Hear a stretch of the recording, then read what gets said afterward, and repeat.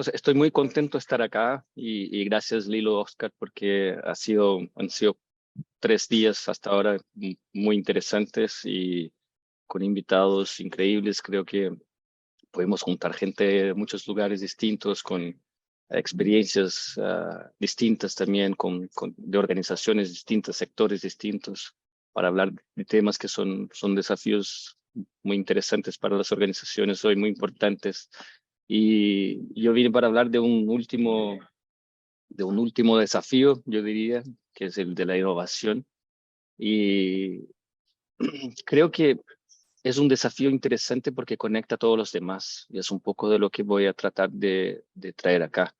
A los que no se recuerdan o no pudieron estar con nosotros estos últimos días, el primer desafío del que tratamos fue de la centralidad en las personas o en el cliente. El segundo desafío fue la aceleración digital. El tercero, los futuros sostenibles, con Ben Reason, el fundador de LeapWork, ayer con nosotros, el fundador original, uno de los tres, ¿no? Desde Inglaterra. Y bueno, hoy voy a hablar sobre innovación, traer un poco de conceptos claves sobre el asunto, un poco de la percepción, de la perspectiva de LeapWork también.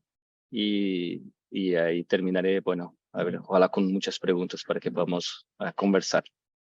Así que bueno, creo que lo más interesante sería partir con una pregunta muy básica, muy sencilla, que es ¿qué es innovación? ¿No? Y existen muchas definiciones disponibles por ahí, pero si uno trata de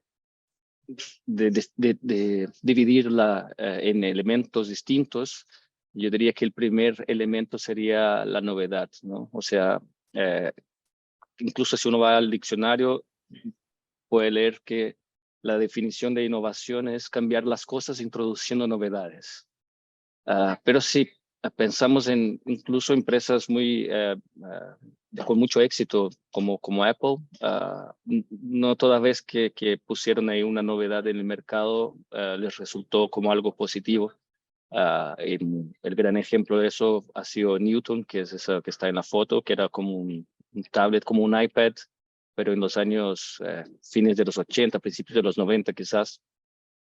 Y la verdad es que era una novedad, pero no era relevante para nadie. O sea, la gente eh, era un aparato muy grande, muy pesado, difícil de llevarlo, con pocas funciones, así que la gente no lo veía como relevante, no lo veía como algo que de verdad generaba valor para sus vidas, ¿no?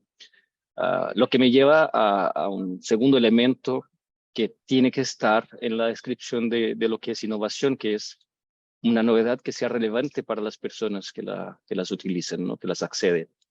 Y, pero acá tenemos, por ejemplo, un WeWork, ¿no? Una imagen representando WeWork, que de su manera fue algo nuevo para el mercado, relevante para las personas, porque las personas de verdad estaban muy interesadas uh, en trabajar juntas, en conectarse, etcétera. Fue algo, bueno, crecieron mucho, pero les faltaba un último elemento, que es el elemento de los resultados, ¿no?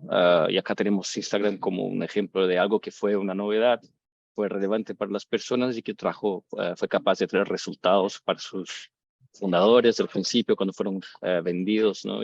Bueno, sigue generando receta importante incluso para Meta en los días de hoy. WeWork no, WeWork sigue sin ser capaz de generar lucros para sus accionistas, etcétera. Entonces, la definición de innovación tiene que contener esos tres elementos. Tiene que ser algo nuevo, pero tiene que ser algo que es interesante para alguien y tiene que dar resultado a las organizaciones que las proponen. Yo creo que acá, si es que lo vemos de esa manera, es muy difícil que algo genere resultados si no es relevante para alguien, ¿no? Yo creo que ese es un punto de los más fundamentales asociados a innovación. O sea, yo tengo que ser relevante para alguien porque si no, nadie me va a querer, no voy a tener resultados. Pero hay otras preguntas que me gustaría explorar hoy, que son más interesantes, en mi opinión, que una explicación de lo que es innovación. Y esas preguntas son, ¿por qué innovar? ¿A dónde se puede innovar? ¿Y cómo hacerlo? Creo que quizás esta última pregunta, el cómo, sea la más incluso interesante para quien está acá en búsqueda de obtener más conocimiento sobre innovación. Entonces vamos por las preguntas, vamos por las tres preguntas acá. Entonces, ¿por qué innovación? Y acá me gusta traer una explicación que es una explicación de cómo las cosas funcionan de manera amplia, ¿no? Tenemos ahí las especies y la evolución de las especies, como lo fue presentado por Charles Darwin, ¿no? Y Campbell, que fue un académico, hizo una relación entre la evolución de las especies con con la dinámica de mercado y de innovación. Y supuestamente lo que Campbell propuso es que de la misma manera como las especies, la naturaleza evolucionan, el mercado y las soluciones disponibles para las personas también evolucionan por un método una estructura que es la de la variación ciega y la retención selectiva, que es la misma explicación que Darwin ocupa para mostrar la evolución de las especies, ¿no? ¿Y qué es lo que eso significa? Básicamente la variación ciega dice que, bueno, en cualquier momento, dentro de algo que existe, mutaciones se generan, ¿no? Sin un padrón, no me acuerdo si esa es la palabra, pero hay muchas cosas que están cambiando. Entonces hay un producto, cualquier producto, no sé, una botella, y hay muchas empresas, muchas personas interesadas que están sacando nuevas botellas que son distintas de muchas maneras diferentes. Y las que son más interesantes para las personas, que el ambiente, que el mercado selecciona, y la variación ciega pasó, viene la retención selectiva, o sea, el mercado, las personas seleccionan las que son más interesantes. Y esas que son seleccionadas, en teoría, son las que tienen más condiciones de seguir evolucionando porque obtiene mejores resultados y a partir de sus resultados puede invertir más y generar nuevas mutaciones, ¿no? Así como las especies que se adecuan mejor a su ambiente también tienen mejores condiciones de sobrevivir, de comer y de multiplicarse, ¿no? Si lo miramos hacia, por ejemplo, un mercado muy sencillo y antiguo, y los análisis sobre innovación suelen ser más útiles hacerlos sobre el pasado, ¿no? Porque con la distancia somos más capaces de evaluar qué es lo que fue innovador y qué es lo que no es innovador. Y si miráramos atrás, al principio de la revolución de las músicas digitales, teníamos muchos aparatos distintos de marcas distintas tratando de sacar soluciones para la reproducción de músicas digitales, MP3, ¿no? Y entre todas esas, incluso por ejemplo, empresas como Sony, que era la empresa principal que tenía sus reproductores de CDs, ¿no? Sacando su reproductor de MP3, pero Apple se destacó y llegó a un resultado que fue el más interesante, que generó más atracción por parte de las personas. Y a partir de ahí, entonces acá está, por ejemplo, la variación ciega y la selección, la retención selectiva. A partir de ahí, la propia empresa, la propia organización también es capaz de generar sus propias variaciones, ¿no? Entonces, es un poco incluso una obligación de que las organizaciones, en vez de abrazar a unas respuestas que hayan encontrado, yo se lo voy a mostrar más adelante, uh, traten también de hacer sus propias variaciones. ¿Qué es lo que pasó con Apple? Entonces, Apple empezó a sacar muchos modelos distintos, uno más pequeño, uno con color, uno con pantalla que se podía tocar ya y así por adelante. Algunos con mucho éxito, otros no tanto, y está bien porque esa es la dinámica del mercado. Y si pensamos, el iPhone es un resultado de lo que sucedió con el iPod, ¿no? Y sus evoluciones. Entonces ese es un concepto, el concepto de la variación ciega, retención selectiva, que nos permite entender, comprender un poco mejor las dinámicas de mercado. ¿Y qué es lo que ¿Qué es lo que tenemos que considerar entonces para comprender ya el porqué de la innovación?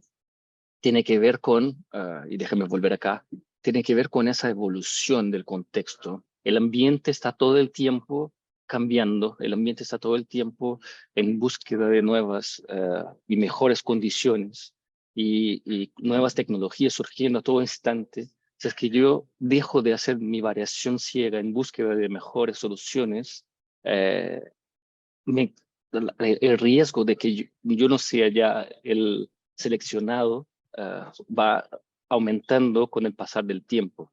Entonces, eso es lo más importante que se comprenda.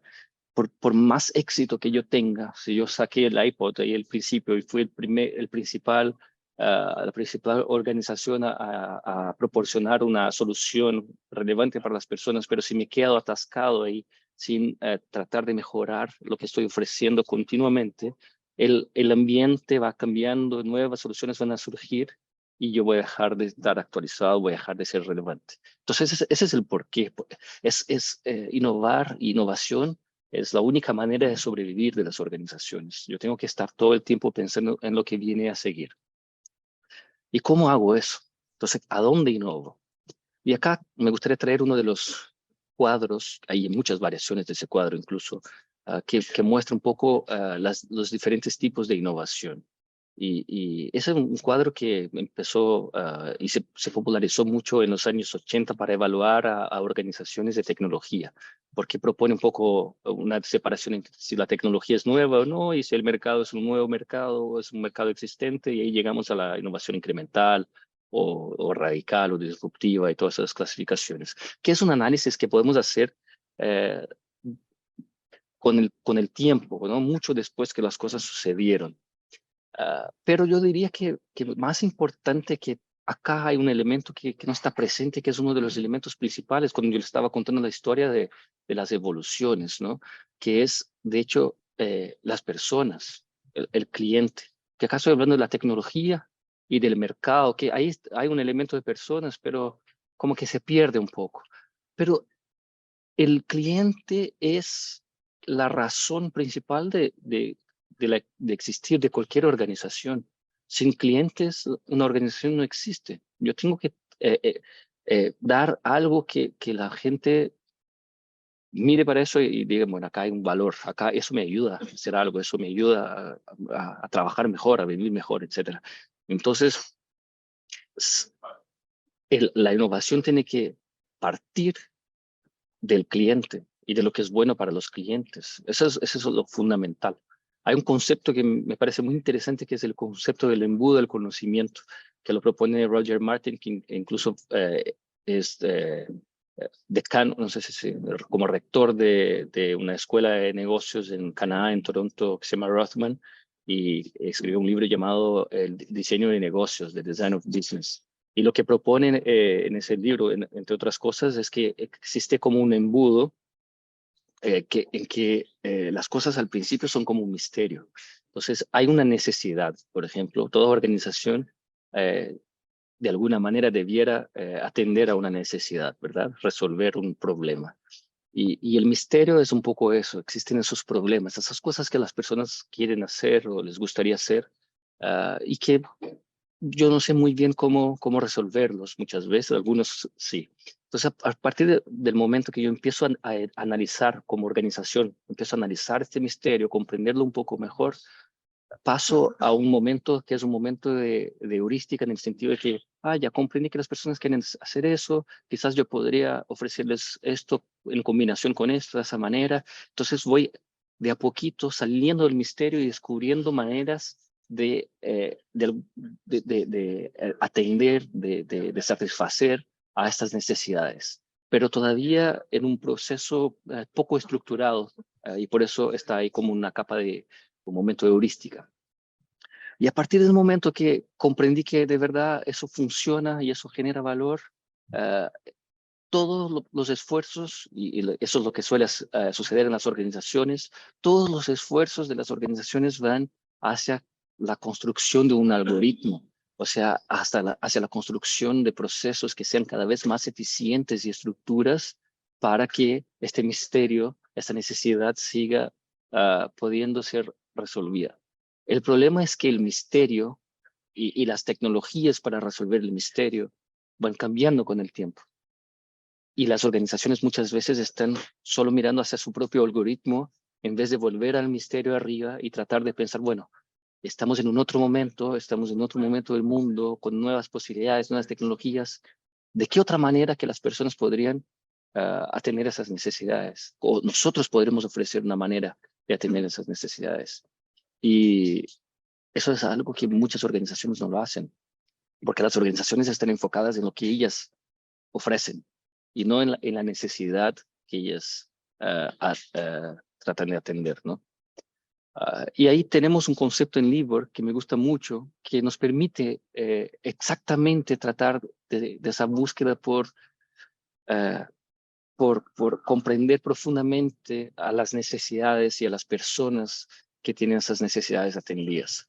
Y ese concepto llamamos de los ciclos de vida, y toda vez que estamos en un proyecto, tratamos de comprender cómo esas cuatro, ¿cómo se dice eso en español? Como esos cuatro niveles existen, se dan, y qué es lo que es más importante en esos cuatro niveles. Voy a explicarlos. Entonces tenemos el nivel de usuario, de cliente, consumidor y el nivel humano.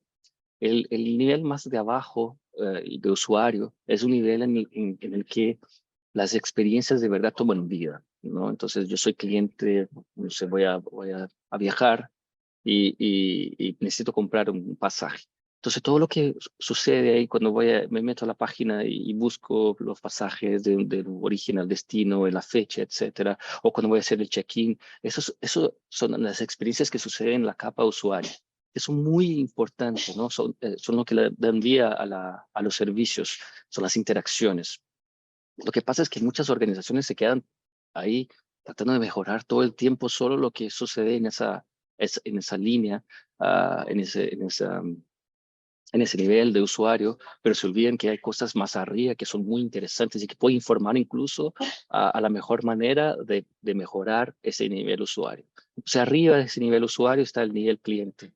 Y el nivel cliente nos da un poco una información de cómo es la relación que se establece entre una organización y sus clientes en los grandes momentos, cómo me descubren, cómo se hace cómodo con mis soluciones, etcétera, se hace un experto. Entonces estoy mirando un ciclo de vida de una manera un poco más amplia, más de largo plazo. Arriba de eso está más que la relación que se establece entre la organización y sus clientes, está la relación que existe de necesidad. Entonces yo miro a las personas específicamente que tienen una necesidad y las muchas maneras que ellas pueden encontrar soluciones para sus necesidades. Entonces yo, por ejemplo, podría viajar para estar con ustedes en un evento que fuera presencial, pero hoy existen tecnologías de comunicación como Zoom que permiten que yo esté muy distante y aún así estemos conectados de alguna manera. Eso es mirar hacia la necesidad. Entonces, en esa mirada, quizás una herramienta como Zoom sea una competidora de aerolíneas argentinas, o de LATAM, o de Avianca, etcétera. Y arriba de esa capa consumidor está una capa, un nivel que llamamos de humano, que tiene que ver con ahí incluso separado, apartado de la necesidad, pero mirando hacia las personas que cada una tiene sus valores, están en momentos distintos de sus vidas, etcétera, y que por ese motivo, por sus valores, por sus contextos de vida, por su historia de vida, etcétera, miran hacia una necesidad de maneras distintas también. Y es en esa capa, en ese nivel humano, muchas veces si es que lo miramos, es que encontramos las buenas oportunidades para innovar. Bueno, entonces, ¿a dónde innovamos? En la experiencia de las personas. Innovamos en búsqueda de comprender profundamente las necesidades de las personas, a sus contextos, y a partir de ahí encontrar soluciones. ¿Y cómo hacemos entonces para innovar para las personas? Bueno, eh, creo que hay tres actos acá de la innovación. Yo estuve pensando el otro día cuando estaba montando esa presentación, cuánto que la innovación es una intención, o cuánto que es una acción, o cuánto que es un resultado. Porque muchas veces las personas creen que innovación es un resultado, ¿no? Yo miro hacia algo y digo, bueno, eso fue innovador o eso no fue innovador. Pero para que la innovación suceda, se demanda una acción y esa acción es muy importante para que la innovación suceda. Y antes de eso hay una intención que se necesita establecer, es como un apetito que una organización y sus líderes deben tener para que la organización logre innovar. Uh, entonces, en el aspecto de intención, creo que es mucho sobre preguntarse, y todas las organizaciones preguntarse si están preparadas para innovar. Y a mí me gusta un poco esa propuesta, ese cuadro. Eso es un blog post de mucho tiempo, hace mucho tiempo. Y básicamente lo que el tipo estaba haciendo ahí es una comparación entre capacidad y compromiso. Porque si, por ejemplo, hay mucha capacidad para innovar dentro de una organización, o sea, hay personas muy preparadas, pero hay poco compromiso, ahí están los unicornios, como dice él, porque no existe eso. Es muy difícil que una organización tenga las personas muy preparadas, con mucho conocimiento sobre innovación, que sepan llevar y conducir un proceso para innovar, pero que la organización no tenga ningún compromiso porque está pagando por esa gente de qué manera. Y entonces es difícil encontrar. Y en el otro eje tenemos organizaciones que a veces están con mucho compromiso, pero sin ninguna capacidad para innovar, y eso tampoco resulta en nada, porque, bueno, si yo quiero innovar, pero no tengo idea cómo hacerlo, no tengo estructura, no tengo procesos, no tengo un buen equipo, de nada sirve. Entonces, las organizaciones deben caminar en búsqueda de establecer compromisos y de capacitarse, de tener una estructura que les permita de verdad innovar. Hace un tiempo nosotros creamos una visión de una escalera para innovar, los niveles de maturidad de las organizaciones para innovar. Y al principio es mucho sobre iniciar un movimiento para innovar, movilizar a la gente y mostrar a la gente, mira, esto es importante que suceda, ¿no? Después, a partir de eso, empiezo a desarrollar mis propios métodos, empiezo a adoptar algunas de las buenas prácticas, de herramientas, etcétera, en mis proyectos. Entonces empiezo a establecer, a veces de una manera un poco más controlada dentro de la organización, pero empiezo a establecer una función para trabajar con innovación. Y ahí, a partir de ahí, empiezo a distribuir por toda la organización de verdad las prácticas, y empiezo a mostrar un poco mejor lo que se está haciendo, etcétera, para que después se pueda de verdad, que el abordaje, etcétera, se pueda incorporar y escalar por toda la organización.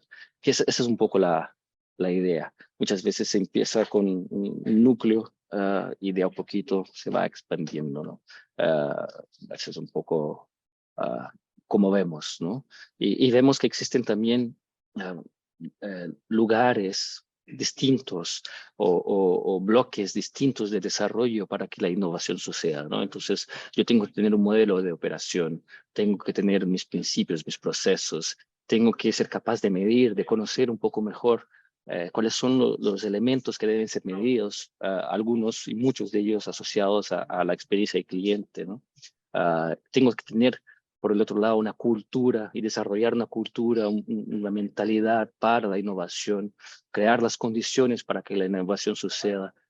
Tengo que asegurarme que la estrategia de mi organización, la visión de mi organización también va a estar en lugar, y tener proyectos, un roadmap, etcétera, para que la innovación sea impulsionada de verdad. Entonces, todo eso me ayuda a construir las intenciones, a empezar a preparar y a tener como que el, son como insumos para la innovación, para que la acción de verdad pase. Y ahí la acción pasa de muchas maneras, o puede pasar de muchas maneras distintas. Esta es una curva de Gartner, ¿no? Ellos tienen el Hype Cycle, en el que ponen las distintas tecnologías en lugares distintos para ver cómo están en términos de adopción y todo eso. Pero lo que me gusta de esta visión es que existen tres horizontes para las soluciones, y las organizaciones se deben comprender de esa manera también. Yo tengo un primer horizonte, que es el horizonte de mi negocio actual, y en ese negocio actual yo lo tengo que proteger, ampliar, y las innovaciones acá muchas veces son innovaciones que son de mejora continua, de asegurar que yo voy a incorporar nuevas cosas para mantener mi negocio actual interesante en el mercado. Después, un segundo horizonte en el que tengo negocios ya emergentes, soluciones que ya fueron probadas y que parecen que hacen sentido y asegurarme que estas soluciones van a crecer, van a de a poquito ganando más atención del negocio y más participación en el negocio. Y el tercer horizonte, que es el horizonte más inicial, en el que tengo ideas, en el que tengo insights, cosas que pueden suceder, pues es el lugar de las posibilidades, de las opciones. Y acá tengo que también tener mucho cuidado y trabajar con esas cosas todas, porque acá ese es el lugar en que muchas empresas fallan, porque no le dan la debida atención a algunas de sus ideas, y ahí las ideas como que no logran.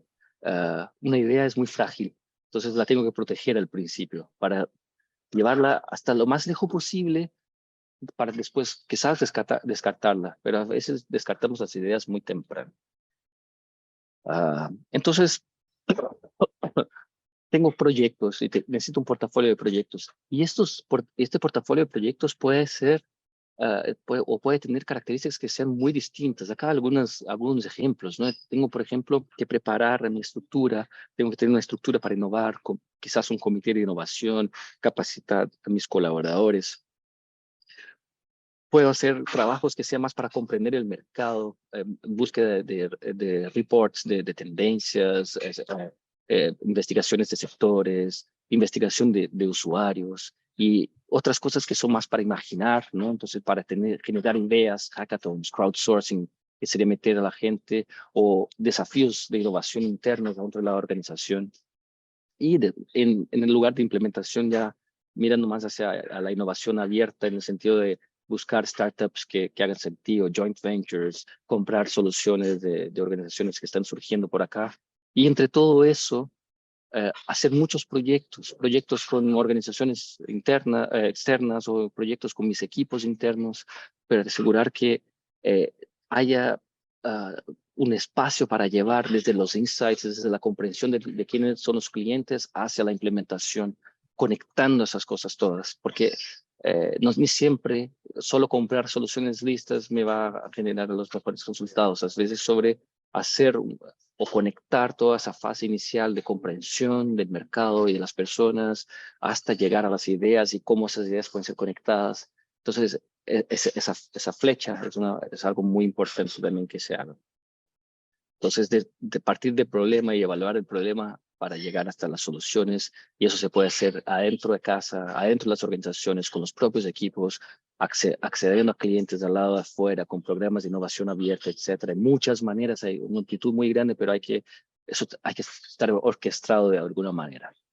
Y ahí, claro, medir los resultados, ¿no? Entonces, comprender un poco mejor qué le estoy dando a la innovación, cómo está sucediendo los proyectos, mi portafolio, qué es el resultado de esos proyectos inmediatos, ¿no? Y qué vienen como resultado de esos resultados, o sea, cómo eso está generando valor para mi organización. Entonces, hay muchas maneras de medir un poco los resultados para innovar.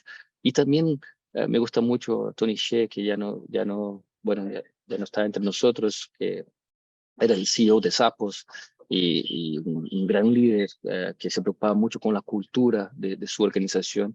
Y aprendí con él eso. Él decía, bueno, solo porque no consigues medir el resultado de algo no significa que no debas hacerlo, ¿no? Entonces, ¿cuál es el retorno sobre la inversión de abrazar a la propia madre, ¿no? Y es interesante, innovar es algo que es importante que se mida, es importante que se acompañe, pero al mismo tiempo es algo que uno tiene que saber, y la organización tiene que saber que lo debe hacer, no puede dejar de evolucionar, no puede estar ahí parada pensando que ya está bien, que yo tengo resultados y ya no me voy a mover. Ah, entonces, solo para terminar, ¿por qué el diseño es fundamental para innovar? Bueno, el diseño es fundamental para innovar porque el diseño trae algunos principios que son principios clave sobre algunas de las cosas que comenté acá durante mi charla. Entonces, la empatía, que me ayuda a comprender muy bien para quién son las soluciones, la co-creación, que tiene que ver con meter a distintas personas en el proceso, invitar a la gente con diferentes perspectivas de diferentes áreas de dentro de la organización o el propio cliente en el proceso de construcción de la solución.